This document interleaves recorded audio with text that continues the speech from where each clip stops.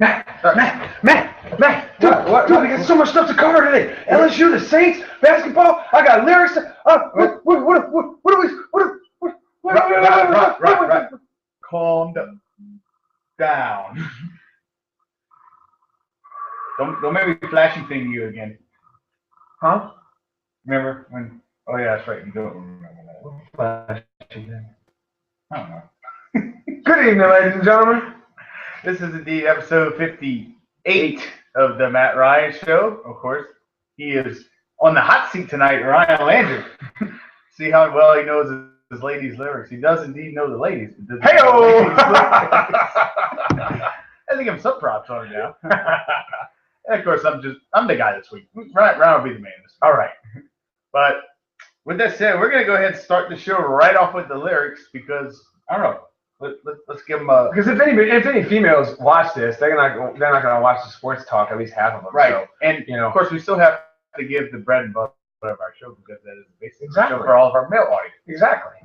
But with that said, Ryan, all right. So we have 5 songs chosen, and to help you out because you're already going into the dumpster fire having to try to guess the women's lyrics right off the bat. I mean, that's not necessarily something that we listen to every day on the iPod. No. At least not publicly. No. Maybe in the car. Maybe in the car, yeah. But only like white chicks. Yeah, white chicks. Like white chicks. But to help you out, I'm going to give you 3 lifelines, okay? Okay. And of course, when you say guess lyrics, it just has to be the next line. All these songs have been top hits by each artist. All these songs are from 2000 or current, so it's anything old. See, that would be the stuff I would know. Oh, well, these are very popular. If you listen to the radio, you will have heard of them. Okay. And also to help you out, you'll have 2 soundbite clips where the lyric that I read, I'll actually play this part in the song to help you out if you want. Jeez. Or the third lifeline, I'll give you either the first 2 words of the line that you need to get or the last 2, whatever you want. Okay. All right. Number 1. So I'll give you, I'll tell you what, I'll even let you pick the artist which you want to go with first. All right. Your 5 artists tonight are Adele, Icona Pop, Katy Perry, Norah Jones, and Nicki Minaj. Which one? I'm going to channel my inner hoodlum and go with Nicki Minaj first. Nicki Minaj. I'll take Nicki for 100, Alex. Nicki for 100. Okay. The first line that you have to finish after. Oh, jeez. Let's go to the beach, let's go get away. Finish the lyric. Or do you need help? Allie, I'm going to kill you. I need help already. Help already. All right. Which one would you like? The next 2 words. Next 2 words. Okay. All right. It's only going to be 6 words. You got to get the first 2 words on it. They say. Now you can double up if you need. No, I'm saving my lifelines. I'm gonna take a 0 on this one. Okay. Wait. Let's go to the beach. Let's go get away. They say something. I don't know. I don't know. It's tough. It's tough without the music. It really is. Yep. All right. They say what they gonna say, and then of course have a drink. Found in Bud Light. Hey, say. Okay.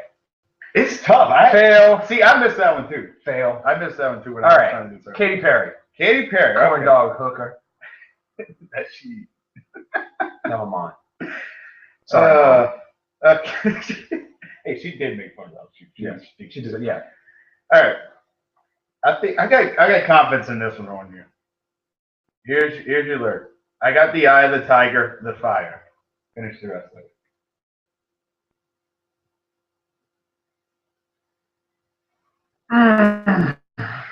You're allowed to hum and stuff if you need. Because I can hear it. Mm-hmm. And I'm not going to sing it.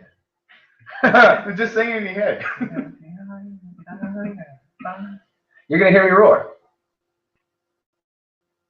That's actually right after it. No! I'll give you another chance. I'll give you another chance. Come on! I'll give you another chance.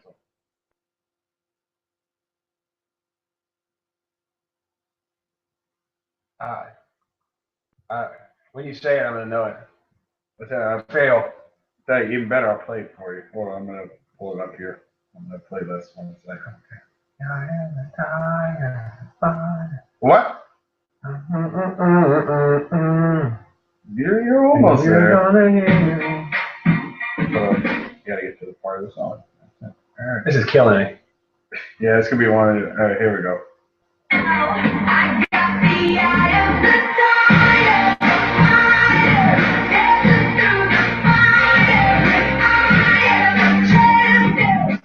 You just kind of gave me Dancing Through the Fire, I Am the Champion, and you're going to hear me roar. You just gave me the second half of it. No, that's the first part. You're gonna hear me roars after the line I was looking for. Dancing Through the Fire, I Am the Champion. That's what I was looking for. You played that part. Yeah, I thought you had gave up. Oh. Oh. 0 for 2. 0 for 2. 0 for 2. All right, your three left are Adele, Iconopop, and Nora Jones. I'm going to go with Adele because at least I think I can get that one. Well, we'll tell you right now, it's not the song you're thinking. Well, I mean, there's only 2 or 3 that she made big time money off of. And if you play something from Skyfall, I'm going to slap you. You're a jerk. You're a jerk. I'll tell you what, I'll even give you a hint. It is. No shit. No shit. but I don't know it. All right. What's the lyrics though? It's the first lyrics of the song. This is the end. The other part, hold your breath and count to 10. Oh, you want me to play it? Yeah. Just so you hear it in? I don't know. That one was kind of big. You got Adele, and of course you go 007 on it instead of radio. It was #1 hit in the world.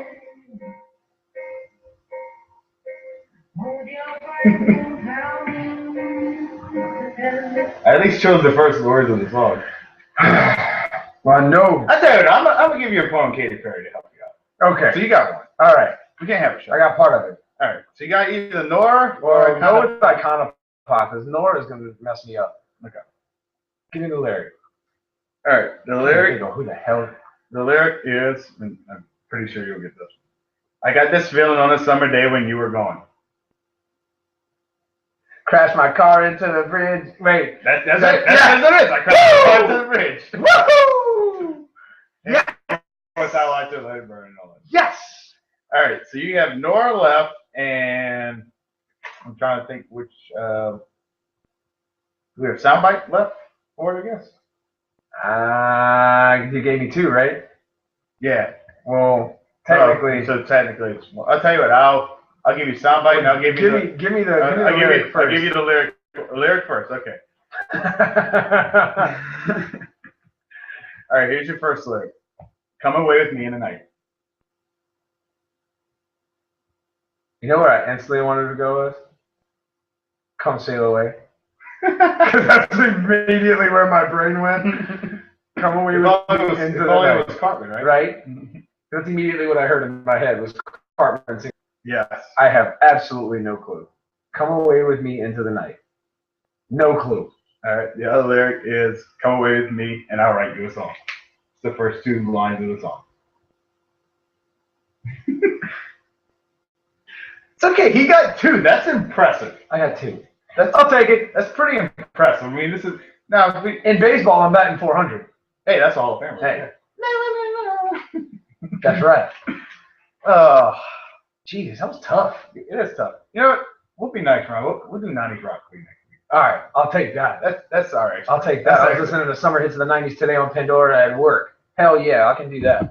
All right. Yeah, we gotta give Ryan this cover. I mean, that's just Jesus, that was brutal. things we do for our fans, right? It's like LSU's football schedule this year. Brutal.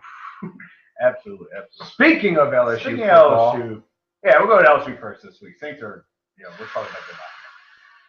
Did you take your blood pressure medicine Saturday night, Ron? yeah. Yeah, the Tigers went into the swamp and survived it, but Survive in advance. an ugly win is always better than a good loss. And LSU did not play their best game, but they still came out with a W somehow. And Ryan, sometimes that's the kind of games that can really jumpstart a team. Yup. My 2 big takeaways from this game were, 1, the takeaways on defense. Yep. Defense, they gave up 27 points to lackluster. Well, you got to take into Bose into consideration. Yeah. But nonetheless, the defense played pretty well. Driscoll isn't the best quarterback, but he is an SEC starting quarterback that doesn't play for the University of Vanderbilt. Right. So, you got to really look at what we were going up against. We have a young defense who, aside from DeBose, gave up what, 13 points? You take away DeBose? 13 or something. I mean, he had the punt return, and then they had another punt return where they basically started in the red zone. Right. So, you take away why we punted to him twice, I'm not sure, but that's the that's the Matt Hatter kicking off to him as well. What you gonna do? But the one big thing I'll take away from this game is Leonard Fournette has awoken. Booger Nation has awoken.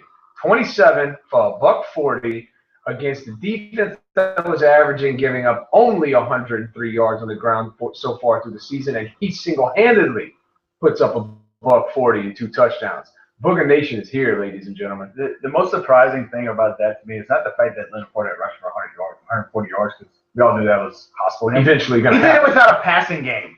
Yeah. We had no passing game other than basically one pass the entire game. And Florida knew it was coming, stacked the box. And he still made it. The offensive line finally had their best game of the year. And then, of course, Leonard Fournette, once he got to the open field, was just carrying linebackers the entire way, especially that guy Truck. And drug him 5 yards into the end zone. I think that was on his first touchdown. That was his first touchdown.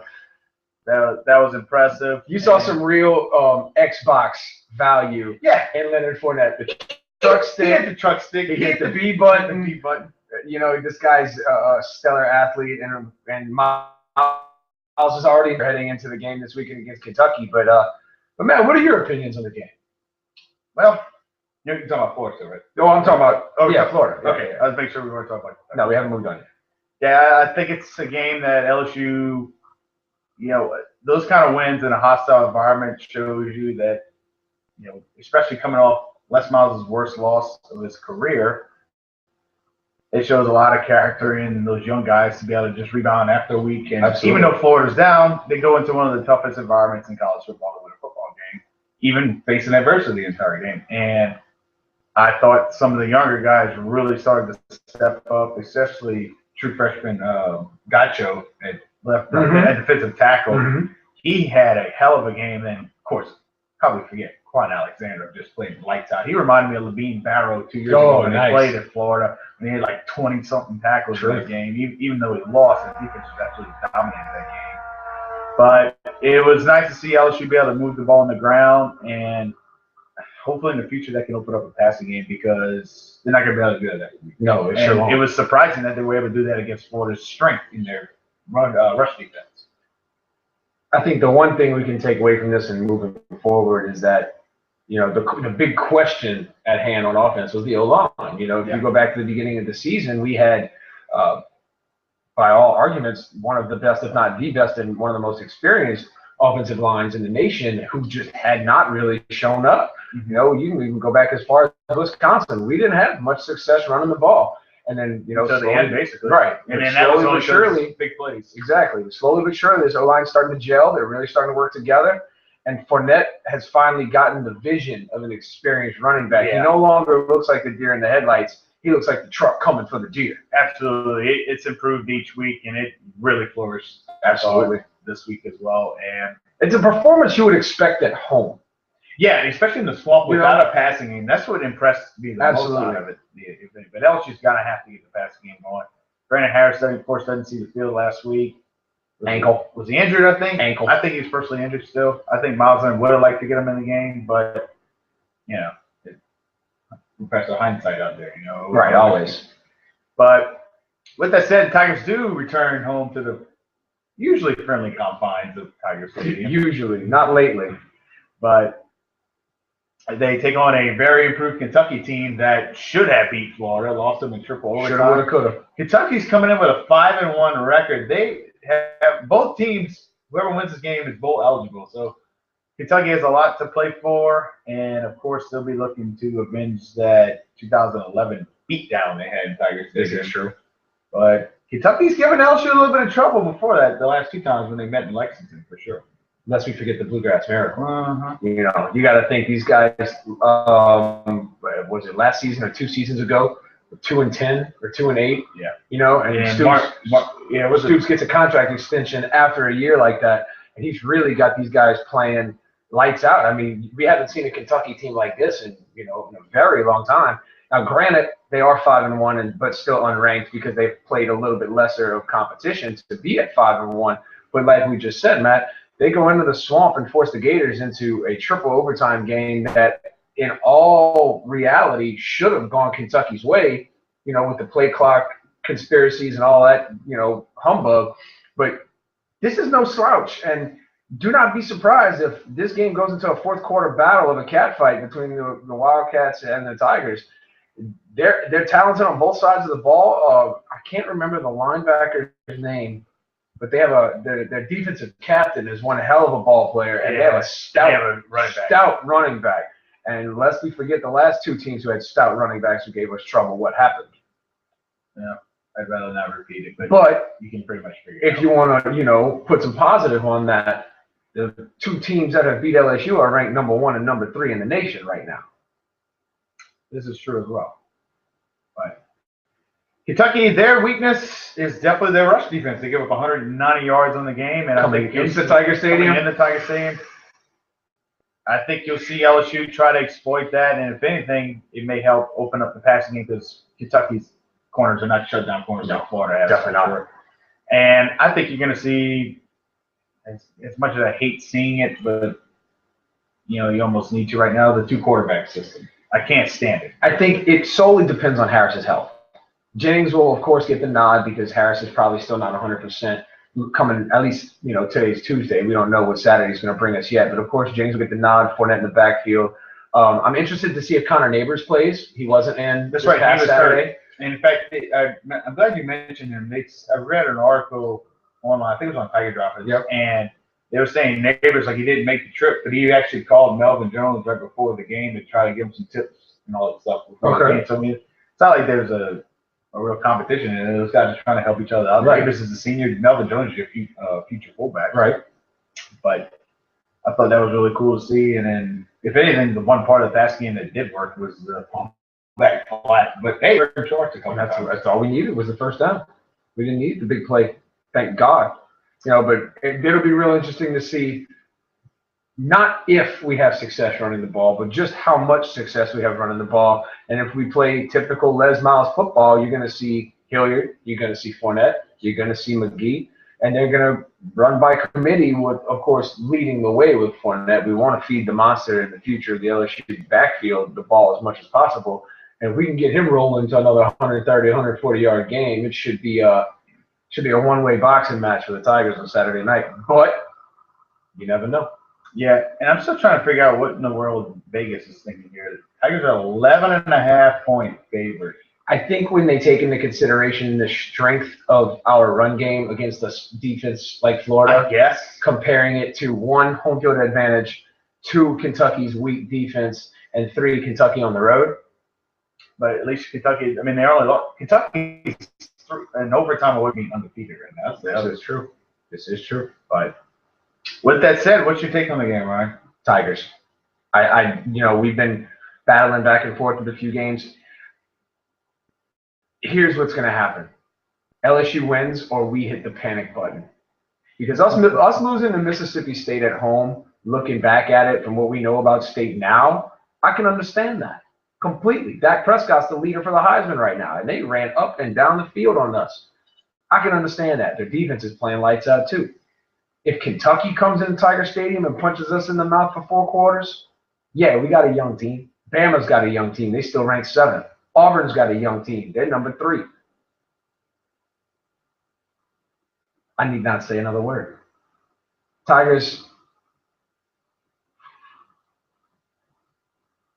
I'm going to keep it realistic. Tigers by 14. 14. By 14. We covered. Okay. But, I'm always the big shooter at home. Tigers beating the brakes off of whoever we play at home. I don't care if we're playing the Chicago Bears in Tiger Stadium. We don't win by 21, no. More times than not, it is a pretty smart bet to take the Tigers at home. And big, though. And big. I got the Tigers 14. I'm going to say 31-17. Okay. Fourth quarter touchdown brings it to 14 points. Okay. I think LSU struggles this week. I'm not saying too much of a hangover. I think it's just Kentucky's better than Florida, despite them losing 3 touchdowns on the road. I do think LSU will win the game, but I think it's going to be a lot closer, like a 27-20, maybe a last-second Leonard Fournette type of touchdown. And I got to be able to see LSU's defense stop a so-called stud running back. Yeah. Now, sure as hell didn't against Melvin Gordon. Yeah, and now Gacho playing better was encouraging, and then there's a chance LSU can get, I can't even pronounce his name. I just call him LMFAO for short. Trey, the guy. Oh, yeah. He might be back this week, along with maybe it's a Tono or whatever that is. Yeah, and then like Quentin Thomas could be back this week too. That could be that. Big. So if anything, just to get the guys some depth, the other guys that have been Aaron Bain, Gilmore, those guys, all freshmen, they're not ready yet. Basically, Lukaczor and Gacho are your two only consistent. And Lukaczor has been getting lit up. But yeah, sometimes he plays solid, sometimes he gets he had a big missed tackle last week. He kind of had a bad game, but other than that, he was probably our best tackle until Gacho. But I'm gonna go LSU 27-20 this week, and we'll get into rapid fire after. But I guess let's go ahead and do a quick preview for the Saints. They're coming off the bye week this week, and they may be catching a break going to Detroit this week with Calvin Johnson. I think probably will be out. Reggie Bush, I think, is back this week, but he may not be quite 100%. Right. But at the same time, Saints are meeting a two-headed monster that was formerly theirs, and of course Reggie Bush and Joyke Bell. I forget Joyke Bell was in the black and gold. Mm-hmm. I remember cadet over him. Yeah, and now look what happened. I think the one thing we got to worry about here is not if we can put up points, because their defense is stout, but that's against the run game. Yes, our run game has had a lot of success this season. Right. They're only averaging giving up 14 points a game. But lest we forget who went into Detroit 2 weeks ago and beat Detroit in Detroit. The Bills. No one circles the wagons like the Buffalo Bills. The Buffalo Bills are terrible, and they went into Detroit with a Kyle Orton and won. Yeah, and what happened this week? The Patriots looked like the Patriots are old. Can we stop Golden Tate? That's going to be a big key. Can we stop Golden Tate and Matt Stafford? We know Matt Stafford. I think Keenan Lewis can do an okay job on him. Now, are they going to pick on our other corners? That's the question. Who's the 3 wide receiver? I feel like I know his name, and it'll come off. I'm drawing a blank on it right now, to be honest. I know what you're talking about, but and then they have a pretty stout tight end, if I'm not mistaken. I can't think of Pettigrew. Right? Pettigrew. That's it. Yep. That's it. I think you'll see a lot of him. You're going to see a lot of Pettigrew, but the good thing is if Lofton plays like he's been playing this season, yes. Lofton's averaging somewhere ridiculous, like 15, 16 tackles a game. Lofton has been pretty much carrying the second line of the defense. By that I mean basically the linebackers. Right. Paris Harrelson's been quiet. Humber's been quiet. Humber seems a little undersized. He plays hard, I'll give him that, but he might be overmatched. But Lofton kind of gets that bad rep of being on a defense that has underperformed this year, but he's actually played pretty well this year. But I think the key will be, can the Saints stop the run? They did do a good job, I thought, against Tampa. Stop the run. Doug Martin didn't do anything. Can we stop the pass game? And then can we finally start forcing more turnovers on defense and not turning the ball over on offense? Right. I mean, Breeze is 17th in the league in quarterback rating this year. When's the last time you ever heard that? Never. And Breeze is coming off a game that's the first time I've ever heard him booed at home. This is true. I think Breeze needs to step up some. He won't have calm the hell down. Yeah, and he won't have Jimmy Graham this week. But good. At the same time, Hill and Thomas. Watson. That's it. Well, Thomas is playing also. But yes, I think if the Saints can get the running game going, which Sean Payton turned to 2 weeks ago, and that's pretty much what won the Buccaneers game for him, and that'll help take some pressure off of Breeze, so he can make the throws that he needs to. But I tell you what, I think the bye week helps the Saints, and I think they squeak by a win this week. I'm going to go Saints 24-21. Here's what I think needs to happen, really and truthfully. Did you watch the Jets-Broncos game this week? Yes. On Sunday? Mm-hmm. Did you see how off-balance Peyton Manning was? Yes. Did you see what Rex Ryan was doing? Mm-hmm. Rob Ryan, call your freaking brother. Find out what the hell your brother did to the best quarterback to ever step on the field. Take some notes. Dial it up because Matt Stafford is nowhere near the quarterback Peyton Manning is. He's playing lights out this year. If we can get Matt Stafford off balance, because he doesn't run. He doesn't move. He doesn't move. He doesn't roll out. I mean, he's no Aaron Rodgers.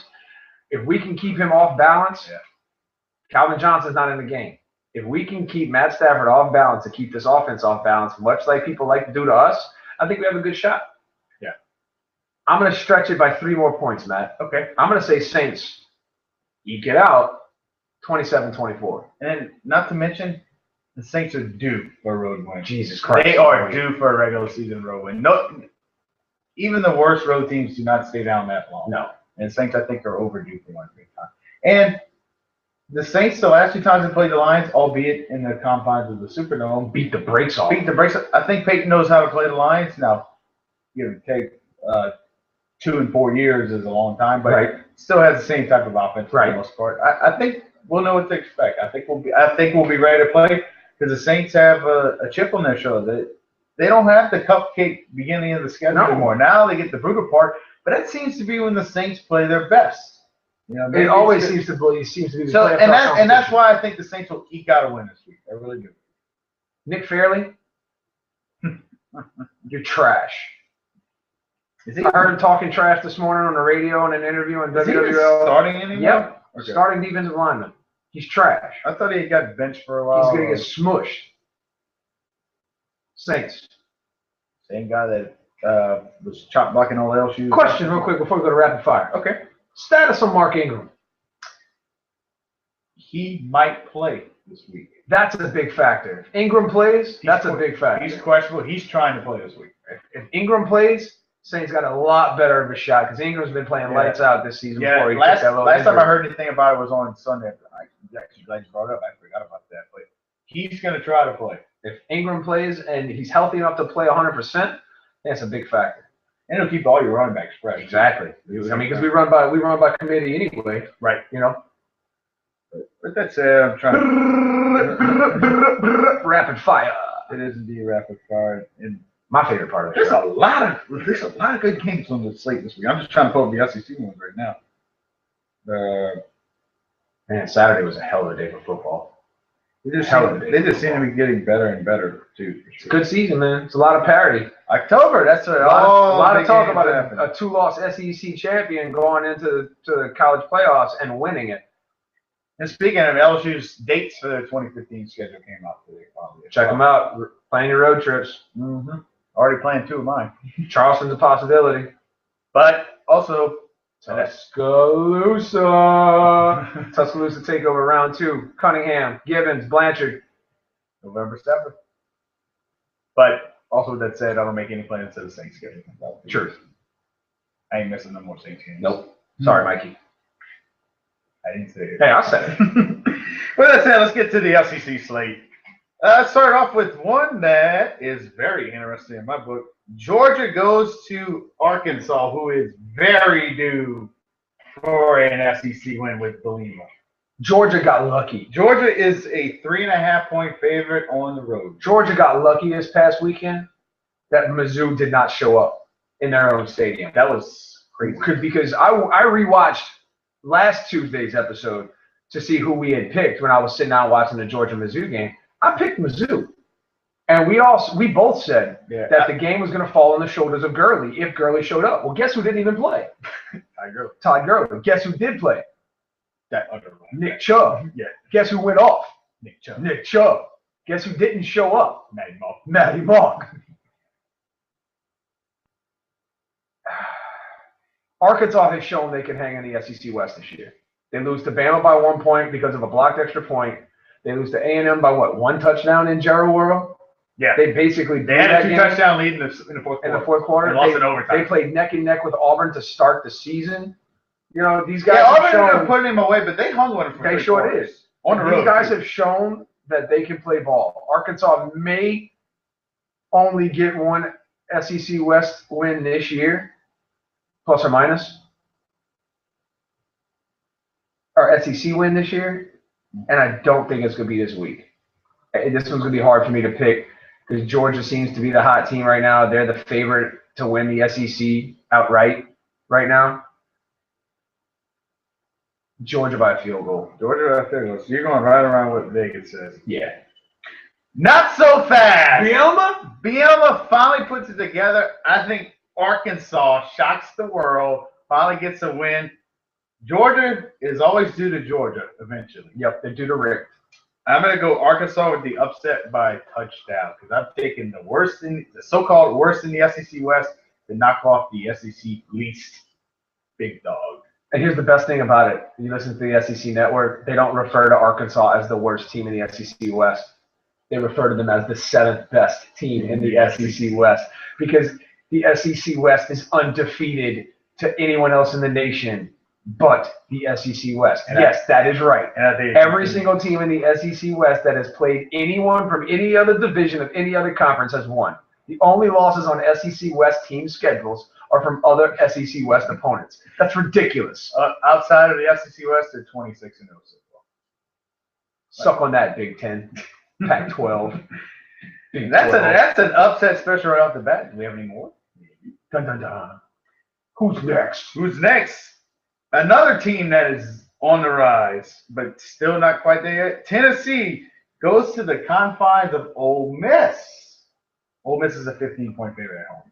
Tennessee's the only team besides LSU in the SEC who starts more freshmen. Tennessee's going to be fantastic as a ball club, just not this year. Ole Miss's defense is one of the best in the nation, and they're playing at home. They're going to ride this wave and try to prove to the nation that they should be. Let me rephrase that. They are the best team in the state of Mississippi, regardless of what the rankings say. I've got Ole Miss by 21. Because why? Bo knows football. Bo does know football. I think I agree with you, Ryan. Tennessee is an improving team, but they just don't quite have it yet. Not yet. But I think Ole Miss is looking ahead this week. I don't think it cost them the game. I think they struggle with Tennessee, and they end up pulling it out by maybe a touchdown or 10 points. It is the SEC. And I do like Worley for Tennessee. Yeah, absolutely. Absolutely. But I think Ole Miss is looking ahead to next week. What's next week? Well, their dreams may come to die next week. They come Is that next week? Oh, that is next week. Mm-hmm. Duh, Ryan. Got on the Fine Ball show talking about it. Come on, man. With that said, moving on, a very battered Missouri team goes into the confines of the swamp to play a probably very pissed off Florida team in a game that whoever wins is right back in the race to possibly win the East. Florida can still win the East if they beat Georgia and Missouri. Here's what happens on Saturday in the swamp. Trayon Harris starts, the freshman who didn't play against LSU because of an alleged sexual assault charge that got dropped. Trayon Harris starts. They lose. Muschamp loses his job. Whoa. If not at the end of the game, at the end of the season. Florida is reeling right now. Florida loses this game against a Mizzou team who went goose egg at home against the Georgia defense that isn't really that good in comparison to the other 13 teams in the It's SEC. the crazy thing about this will give you another argument how crazy the SEC is. Missouri's ranked 23rd at their 6-point dog. So on a neutral field, Vegas thinks Florida's a 3-point better team than Missouri. That's crazy. Florida by a touchdown. All right, flipping it. And this one is not going to be anything spectacular. Yeah, it's 21-14, 17-10 type ball game. This might be a snoozer type of game, but I think Florida. I'd much rather watch a snoozer SEC game than Ohio State play anybody. Well, of course. But, yeah, I think Florida pulls it off this week. I think you'll see Driscoll and Trayon Harris. God, I almost said what can I say? Otherwise, I'm going to call him Brandon Harris. Two Harris freshman. But I think Florida wins. I think they'll rebound this week. And Missouri, I think they continue to have the wheels fall off of them. Matty Mock was bad last week. And that was against an average defense. This is against one of the best defenses in the SEC on the road. Or did we give them the blueprint on how to beat Florida's offense, or Florida's defense? But that's the other thing. Can Missouri run? No. They don't have Leonard Fournette. They don't. They don't have Kenny Hilliard. They don't have Terrence McGee. Let's see. Furman, South Carolina. Yeah, next. OBC wins that one. Down with OBC. Yeah, you know me. And finally, the SEC game of the week on the Yes Sir Network. Oh, CBS. Fantastic. Vern Lundquist, please roll over in your grave. The Aggies of A&M, after 2 straight beatdowns By the state of Mississippi. get to draw a very pissed off Alabama team despite them squeaking by Arkansas last week. Bama is an 11-point favorite at home. Alabama's not pissed off. Nick Saban's pissed off. He mad. Oh, you mad, bro? You should be. You should be. Because you're going to get upset this week at home. For the second time in a row, A&M goes into Tuscaloosa and wins. Here's why. Kenny Hill wakes up. Ooh. Kenny Hill wakes up. This is my upset special of the week. I think A&M's defense is terrible. I think Blake Sims is worse. Ooh, that's bad. Amari Cooper is the only reason Alabama is still ranked 7th in the nation. Ask Florida. Mm-hmm. Amari Cooper had over 200 yards receiving on less than 10 receptions. That game was close. That game was close until Amari started breaking out 60-yard touchdowns. That wasn't Blake Sims. That's like giving Peyton Manning the credit for Demaryius Thomas's 200-yard performance the other day. Half of them were bubble screens. Right. That's on Demaryius Thomas. Yeah, Manning gets the yards. Yeah, Blake Sims threw for 400 and something yards against Florida at home. How many yards did Amari Cooper have after the catch? About 140. Pretty much. So this is my gamble pick of the week. I'm going A&M. I'm going A&M with the heartbreaker. I'm going with Phyllis having a heart attack. I'm going with Paul Feinbaum finding a new job. I'm going with the state of Alabama blowing up, which you and I would both enjoy, except for Gulf Shores. Y'all can keep Gulf Shores. Well, okay. Keep Auburn just because I like playing Auburn. And the campus actually was kind of nice. And the girl bartender at Coyotes made a pretty awesome Bloody Mary. Nice. That was kind of cool. Nice. So y'all can have Auburn. But we still hate you. A&M by 4. A&M by 4. I think A&M gives them all they can handle, and I think Bama escapes. I think maybe because I usually don't like to do this, but it would surprise me officiating. I wouldn't be surprised. I'm going to go Bama by a field goal. I think Bama is a team that is hanging on by a thread, and eventually it's going to pop and break. When? We'll find out. I think Bama squeaks by. Squeaks by. With that said, that's an interesting top 25. I think that's the top 25. Before we go top 25, okay. I think the best thing that happened to the SEC is happening at the end of this season, and it's not under the best conditions. And I don't want to make it sound like I'm attacking this guy because of why he's retiring, which I am extremely happy about. But Slide, a Bama grad, and the commissioner of the SEC is retiring at the end of this season. Now, my best wishes go to him and his family because of continuing cancer treatments. But at the same breath, I'm extremely happy that he's going to be out of the office. So you got one of the two head positions out of the office. The other one is Steve Shaw, the head of officiating, who is a Alabama graduate. Put OBC in the head position, please. That would be funny. That would be funny. No one would do anything incorrect, or they'd get the visor thrown at him. Anyways, best wishes to Mike Slide as he finishes out this season, and sayonara. And sayonara. I like it. I like it. Let's see. Top 25. We got some good games this week. Oklahoma State goes to TCU, who choked a big lead on the road. 21-point fourth quarter lead? To Baylor. No, that's not to discredit Baylor. They scored a lot of points. That's an exciting game. Baylor scores, and they score quick. It looks like Chip Kelly Jr. is their offensive coordinator, man. These guys are averaging like 58 points a game. And they've just been doing it ever since Robert Griffin III was there. Yep.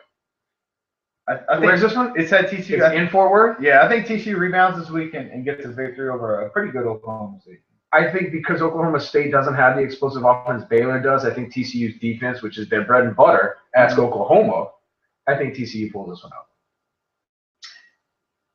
The top 5 matchup this week. Ooh. Well, by the polls. Oh, yeah, you're right. In Tallahassee. Notre Dame goes into Tallahassee this week. Jameis Winston's trash, and they get upset at home, Notre Dame. And I hate Notre Dame almost as much as I hate Jameis Winston. I may not be the biggest fan of him, but I think he has a lights out day against him. I think A&M. I mean, I just A&M. I can't get the team right. I think Florida State beats him pretty bad. 2 touchdowns. Now here's what's going to happen. I just don't think Notre Dame's that good. Here's what's going to happen though. Florida State's going to have to vacate this season. Maybe. And possibly his Heisman Trophy. And the next superstar in college football goes pro and becomes addicted to cough syrup. I.e. Jamarcus Russell, Jameis Winston, you're in the same boat. Keep doing what you're doing, buddy. Hashtag free girly. That actually was pretty funny by Johnny. Awesome. That's awesome. And last one that we'll bring up for interest is actually another really good one. Kansas State, team that took Auburn to the last minute, goes on the road to Oklahoma. Is K-State ranked? K-State's 14, Oklahoma's 11. Ooh. That's weird when K-State OU is a more interesting matchup than the Red River Shootout. And Texas gave them all they can handle.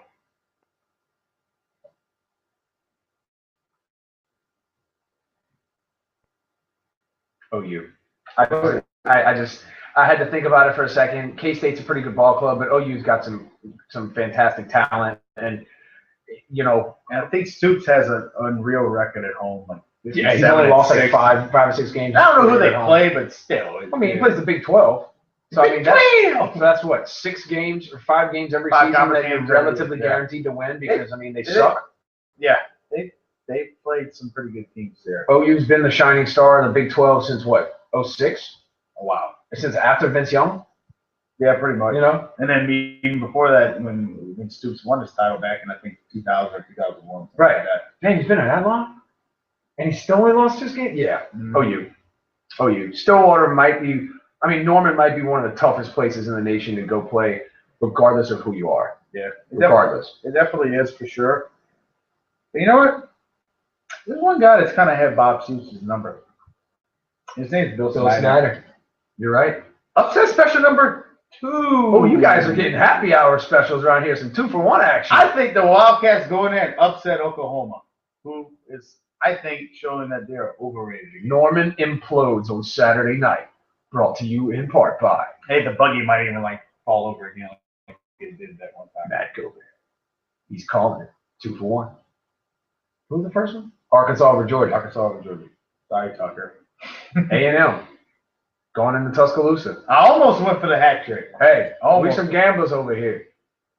Play Chevets. Yeah, you got to get better at upset specials. You only have 1. You have 2 this year. We're not doing some ball. Yeah, well, But hey, they're tough to hit. Yeah. And it's not so much that there's that many big upsets this year because everybody's pretty evenly matched. Yeah. From top to bottom. I mean, there's no real lights out, standout team like LSU and Alabama were in 2011. Mm-hmm. There's no real here's everybody, and then here's these 2, and then here's everybody else way the hell down here. Absolutely. Right. That's why I think Notre Dame goes into Tallahassee because I think Florida State sucks. That's just my personal opinion. I just think Notre Dame sucks more. That's why. Asked Bama 2 years ago. Yeah. Right. With that said, next week we'll do our season preview show for the Pelicans. Woo! Hardwood! Be here before we know it. It really will be. Opening night is October 28th against the Magic. Hey, that's my mom's birthday. It is your mama's birthday. It's the day before your birthday. It's the day before my birthday. Good times on the horizon. Oh, yeah. Speaking of hardwood, we got to preview LSU basketball. It's coming. This boy's going to be good this year. We'll either do it next week or for episode 60. The Big 6. Oh, maybe we call it the Big Ronnie Landry. Sure. Yeah. 6-0. Yeah. I hope he's not pissed that I said that. Oh, well. Ronnie's just 21 in a lot of several months. Right. He's 20. He's celebrating the 39th anniversary of his 21st birthday. There you go. He's Matt Gilbert. I'm Ryan Landry. I'm hungry as hell. As always. Wait, 1 second before we go. You know what? We're going to issue a check. Are you going to Ole Miss game? That has been undecided. Okay. That has not been decided yet. Okay. If not, we'll figure something out. We have a challenge for you, LSU fans. Who has the best tailgate on campus? And why should we, 1, show it on our show? We give them a week's advance. Or 2, can you compete with ours? Ooh. His that he likes to bring me once or twice a year. Or Choctaw Nation. Choctaw Nation. Choctaw Nation makes a damn. Choctaw Nation makes a good one. I need to meet those guys. You do. All right. Good people. We'll do. Tim, Susan, Katie, all in. Definitely won't be a. No more. Yeah. Kapow. See, no one who watches this show knows what I'm talking about except one person. Mm-hmm. Pretty much. Kapow.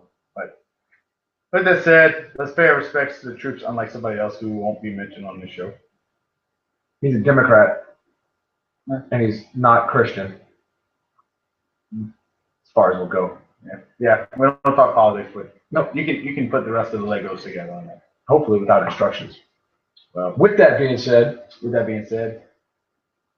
not America.